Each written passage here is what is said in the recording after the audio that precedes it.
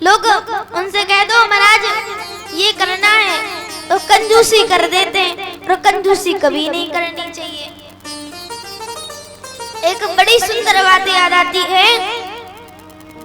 देखिए आपके यहाँ पर एक अतिथि आए तो उसका सदा सत्कार करना चाहिए कि नहीं, और कंजूसी कभी नहीं करनी चाहिए। खिलाने पिलाने में किसी भी चीज में कंजूसी नहीं करनी चाहिए, परंतु लोग कंजूसी कर देते हैं, दक्षिणा ही देने में कंजूसी कर देते हैं। अब एक आदमी के यहाँ पर आया मेहमान, अब वो बेचारा जाए ही ना, कितनों भगाए जाए ही ना, खूब भगा रहे वो जा ही नहीं रहा। अब पति जो था पत्नी के पास आया, अब पत्नी से बोला कि सुनो ये मेहमान तो जा ही नहीं रहा, अब इसे भगाएं कैसे।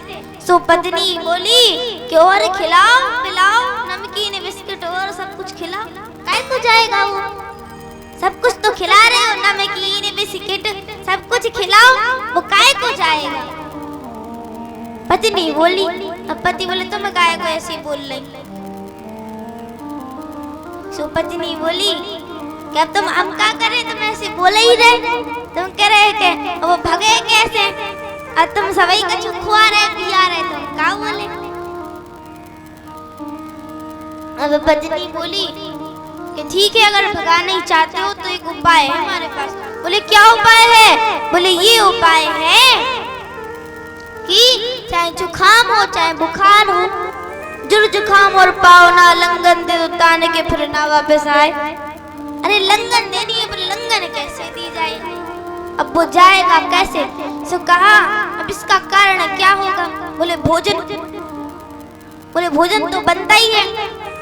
बोले फिर भोजन नहीं तो लड़ाई। बोले हम दोनों में लड़ाई नहीं होती, अब बताओ लड़ाई नहीं होती। बोले झूठ माट की लड़ाई कर लो,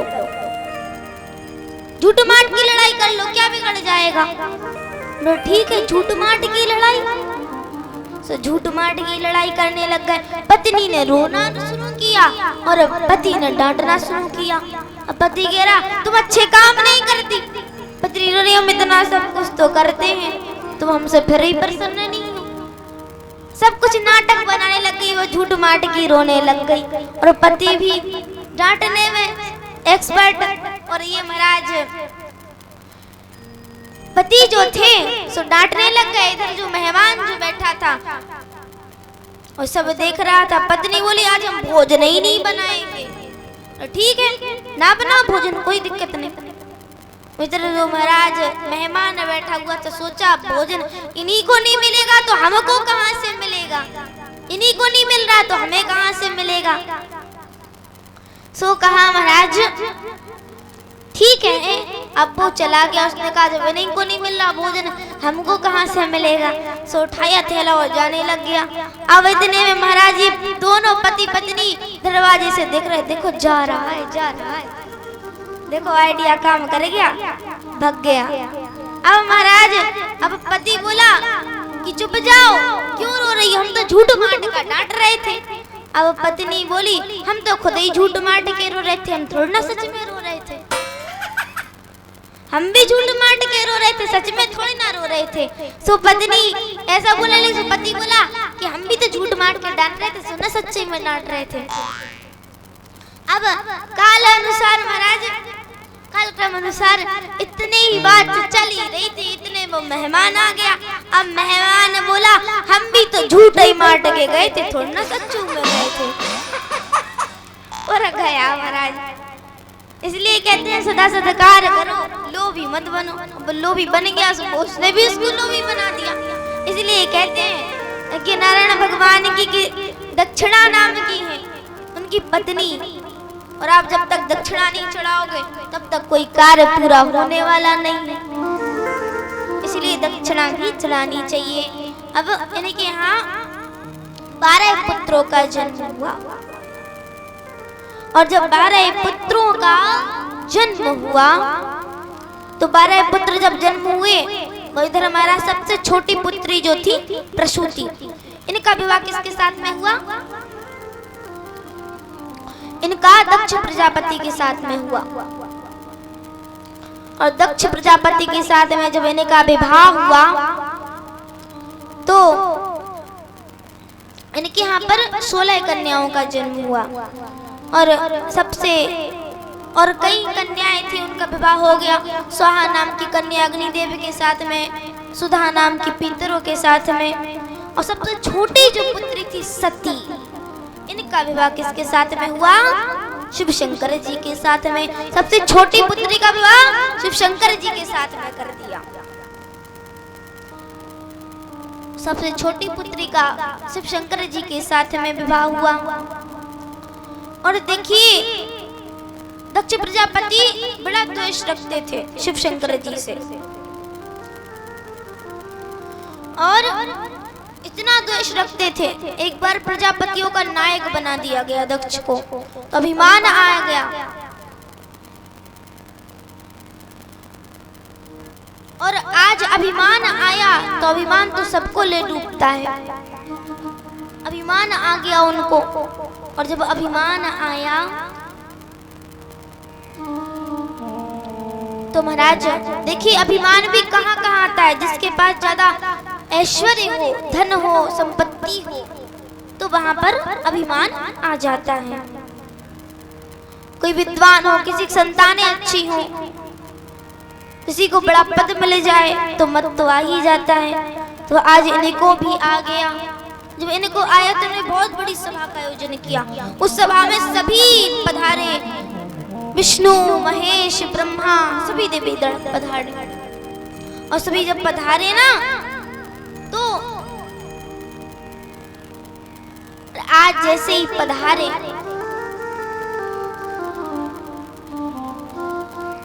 आज जैसे उनके यहाँ पर आए तो आज जैसे ही महाराज जो दक्ष था आज उसने सभा में प्रवेश किया, और जैसे ही प्रवेश किया सो इधर सब स्वागत करने के लिए खड़े हो गए। देखिए जब कोई प्रतिष्ठित व्यक्ति आता है, अब देखिए जब कोई मंत्री आ जाता है सब कोई खड़े हो जाते हैं उसके सम्मान के लिए, परंतु वह सबसे पहले यही देखता है कि हमारे सम्मान में कौन कौन खड़ा है। ऐसे ही दक्ष प्रजापति भी देख रहा है कि मेरे सम्मान में कौन कौन खड़ा है। देखा तो ब्रह्मा, विष्णु, महेश ये तीनों नहीं खड़े थे। देखा ब्रह्मा जी तो मेरे पिता हैं, कोई बात नहीं, खड़े नहीं हुए। तो अब विष्णु जी को देखा, विष्णु जी तो कोई बात नहीं, वे तो मेरे पितामह हैं। शंकर जी को देखा, अरे इसको तो खड़ा होना चाहिए था, ये तो मेरा दामाद है, इसको तो खड़ा होना चाहिए था। सुनाने लग गए, देखो बंदरों जैसे आंखों वाला, हमारी कहाँ इतनी सुंदर पुत्री, कहाँ से इसके साथ में बेहादी चिता की भस्म लपेटे रहता है। उनका अपमान करने लग गए, खूब अपमान किया। वहां पर भोले बाबा ने कुछ नहीं कहा, और उनके जो गण थे वह भी विरोध करने लग गए। अब भोले बाबा कहते हैं हम तो यहाँ पे स्वागत सत्कार करने के लिए आए थे, यहाँ तो श्राप समारोह हो गया। एक दूसरे को सभी श्राप देने लग गए। अब यहाँ पर भोले बाबा आ गए, ने कहा यहाँ से उठ कर तो जाना ठीक ही रहेगा। उठ करके हिमाचल पर्वत पर आ गए। इतना कहने के बाद भी जब दक्ष को शांति नहीं मिली तो उसने एक हरिद्वार में एक बृहस्पति नामक यज्ञ किया। उस बृहस्पति नामक यज्ञ में शिव जी का कोई स्थान नहीं दिया। उसका उद्देश्य केवल एक था कि इसमें कोई शिव जी का स्थान नहीं होगा। उसमें सभी पधारे, सभी आए। और आज सती मैया ने देखा कि देखो सभी जा रहे हैं, कहां पर जा रहे हैं। पूछा देवी अरे कहां जा रही हो, इतने सारे विमान आकाश में से निकल रहे हैं, कहां जा रही हो। तो बोला कि महाराज, भाई देवी बोली कि देखो तुम्हें पता नहीं है तुम्हारे पिता ने कितने बड़े यज्ञ का आयोजन किया है, क्या तुम्हें नहीं जाना, तुम्हारे पिता ने तुम्हें नहीं बुलाया, तुम्हें जाना नहीं है। बोले हमारे पास समय नहीं है, और वह चली गई। इतना कह करके अब सती महारानी अपने पति सब शंकर जी के पास गई। शंकर जी ने कहा अरे क्या हुआ, और इतने सारे आकाश में से विमान निकल रहे हैं, और मैंने पूछा कि कहाँ जा रही हो। बोले तुम्हारे पिताजी ने इतने बड़ा यज्ञ किया है। बोले अगर देवी आपका मन हो तो आप चली जाइए, कोई दिक्कत नहीं, आप चली जाइए। बोले लेकिन इन जगहों पर जाना चाहिए। कौन कौन जगह पर? बोले माता के यहाँ पर जहाँ पर आपको कोई बुलाए नहीं वहाँ पर नहीं जाना चाहिए, और जहाँ पर बुलाए वहाँ पर चले जाना चाहिए। बोले इन जगह तो बिना बुलाए भी जा सकते हैं, मित्र के यहाँ पर, गुरु के यहाँ पर, माता के मंदिर, भगवान के मंदिर, और अपने गुरु के यहाँ पर और माता पिता के यहाँ पर। इस जगह तो आप बिना बुलाए भी जा सकते हैं, लेकिन जहाँ पर आपको कोई ना बुलाए वहाँ पर नहीं जाना चाहिए। आज सती महारानी को बहुत समझाते हैं, और जो अपमान भी किया था दक्ष ने, मैं सारी बात बता दी, परंतु सती महारानी नहीं मानी। सती महारानी पहुंच गई और कहा कि ठीक है, अगर आपका मन है तो आप चली जाइए। और आज कहा कि गणों को साथ में लेकर के जाइए। गणों महाराज जितने भी गण थे वो सभी बोलने लग गए, पार्वती मैया की जय, सती मैया की जय, सबकी जय जयकार लगाने लग गए, भोले बाबा की जय, सबकी जय लगाने लग गए। और आज कहाँ पर पहुंचे? दक्ष के यहाँ पर।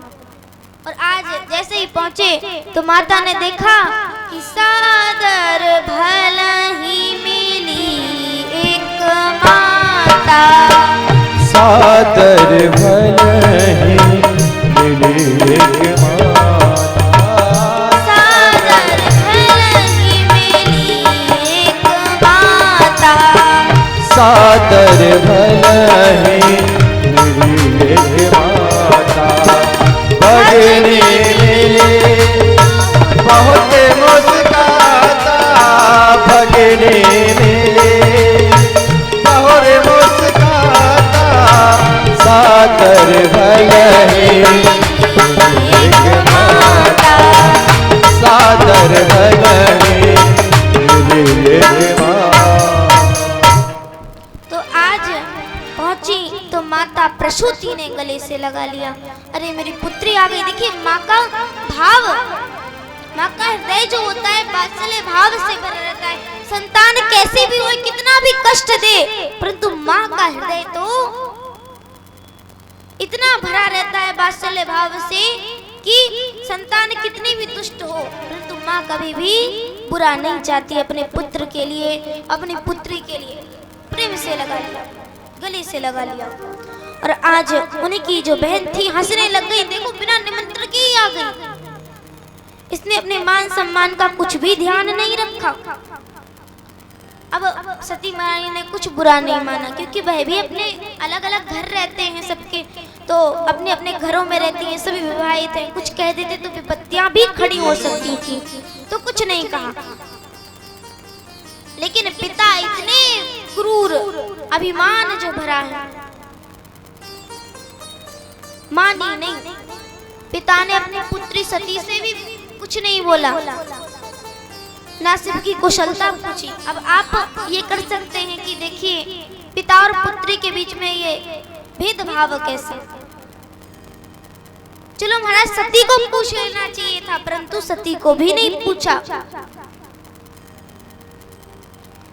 शंकर जी की तो बात अलग थी, परंतु सती से भी कोई बात नहीं की।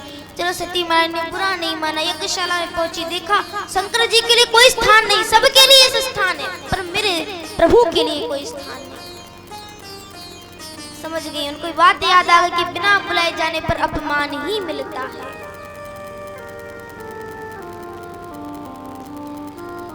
और आज महाराज सती महारानी ने किसी की नहीं मानी और आज अपने प्राण त्यागने को चली गई। योग आग्नि प्रकट कर ली और अपने प्राणों को त्याग दिया। आज जैसे ही पता चला, पूरे महाराज जितने भी सभासद यानी जितने भी ऋषि थे, सभी पूरी सभा में हाहाकार मच गया। सबने देखा, अरे सती ने तो अपने प्राणों को त्याग दिया। सब जगह हाहाकार मचने लग गया। जैसे ही महाराज भगवान के गणों को पता चला, सभी महाराज यज्ञ विध्वंस करने में लग गए, यज्ञ विध्वंस करने लग गए। और यहाँ पर यज्ञ की रक्षा भृगु जी ने कर ली। भृगु जी ज्यादा दाढ़ी पर ज्यादा हाथ फेरते थे, भृगु जी ने यज्ञ की रक्षा कर ली और भगवान को जैसे ही पता चला सो भगवान ने अपनी जटा को पटका, जिससे वीरभद्र का प्राकट्य हुआ। बोलिए वीरभद्र भगवान की। वीरभद्र प्रकट हो गए और वीरभद्र ने कहा प्रभु आज्ञा दीजिए, और आज आज्ञा मांगी और कहा कि जाओ पूरे यज्ञ को विध्वंस कर दो। और आज वीरभद्र गए, पूरे यज्ञ को विध्वंस कर दिया। और जितने भी गण थे ना महाराज, और जितने भी गण थे और महाराज जो भंडारी का सामान था, अब सभी महाराज रायता वगैरह जो सब कुछ रखा था उनमें जाकर खूब बड़े बड़े टंकी के टप रखे थे, उसमें जाकर के सभी ने छलांग लगा दी। बोले हर हर महादेव। सभी छलांग लगाने लग गए, हर हर महादेव कर डुबकी लगाने लग गए, रायते में डुबकी लगा, सारा यज्ञ जो था विध्वंस कर दिया। और आज जब उन्होंने अपने प्राण त्यागे थे ना, तब भगवान से प्रार्थना की थी कि मैं हर जन्म में आपकी अर्धांगिनी बनूं।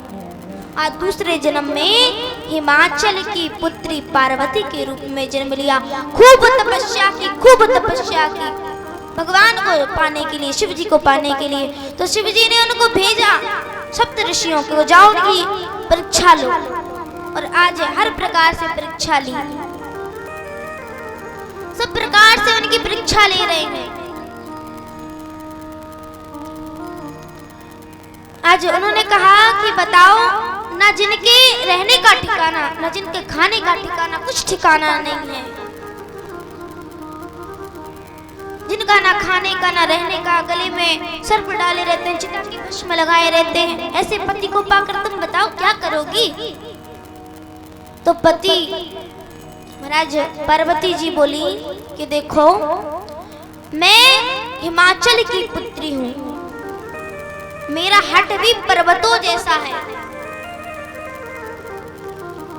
जब तक मैं विवाह तो करूंगी शिव जी से, और नहीं तो महाराज विवाह ही नहीं करूंगी, सदा कुंवारी रह जाऊंगी, परंतु विवाह तो करूंगी शिव जी से। और यहाँ पर सप्तऋषि तपस्या, सप्तऋषि थे, उन्होंने खूब महाराज उनकी बोली और चले गए, लेकर के परीक्षा ली, खूब ली प्रतीक्षा और चले गए। अब भोले बाबा को बताया, भोले बाबा बोले अब तो विवाह करना पड़ेगा। अब विवाह के लिए राम जी ने तैयार कर दिया। राम जी ने कहा विवाह कर लो। कहा ठीक है प्रभु, जब भगवान ही कह रहे हैं तो कर लो, क्या दिक्कत है विवाह करने में। बोले ठीक है। अब विचित्र श्रृंगार है भोले बाबा का, ऐसा विचित्र श्रृंगार, जटा जो थी जटा का जूड़ा बना लिया, हाथों में सर्प के महाराज कंगन पहन लिए, सर्पों की माला धारण कर ली, चिता की भस्म लपेट ली, ऐसा विचित्र श्रृंगार। उनकी बारात नहीं महाराज इतनी विचित्र को मुख विपुल मुख का हूं, किसी के मुख है तो किसी का मुख ही नहीं, किसी के हाथ है तो किसी का हाथ ही नहीं, किसी का पूरा मुंह है तो किसी का मुंह पूरा सपाट, कुछ ही नहीं है मुंह में, किसी की नाक है तो किसी की नाक ही नहीं है। अब महाराज भोजन करने के लिए पहुंच गए। अब भोजन भी कैसे करें, मुंह ही नहीं है तो भोजन कैसे करें। अब किसी की नाक है तो बेचारा नाक से भोजन करेगा, अब मुंह ही नहीं है तो कोई पैर से भोजन कर रहा, किसी के हाथ ही नहीं, किसी के पैर ही नहीं, किसी का पेट ही नहीं, अब खाना कहाँ हजम होगा। सो महाराज अब भोले बाबा की बारात चल रही है, तो अच्छा कौन कौन बारात में जाना, हिमाचल नगरी कौन कौन जाना चाहता है, उठा लो पूरे हाथ।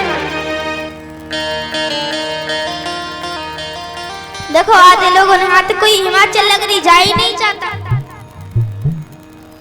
और जो हिमाचल नगरी जाना चाहते हैं, भोले बाबा की बारात में जाना चाहते हैं, उठा लो पूरे हाथ।